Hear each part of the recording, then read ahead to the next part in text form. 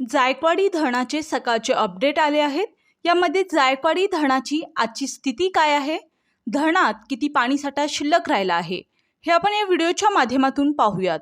त्याआधी आपण जर आपल्या हक्काच्या हॅलो बळीराजा या चॅनलला सबस्क्राईब केला नसाल तर लगेच सबस्क्राईब करा, जेणेकरून आमचे अपडेट तुम्हाला लवकरात लवकर मिळतील।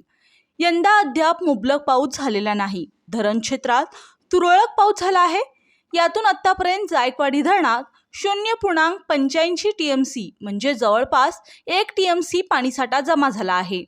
हवामान विभागाने आजपासून पावसाचा जोर वाढण्याची शक्यता वर्तवली आहे।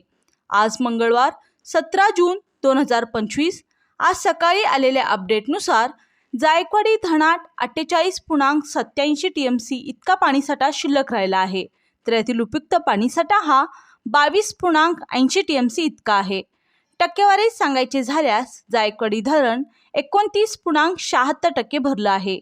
मागील वर्षी याच दिवशी धरण 5.46% होतं।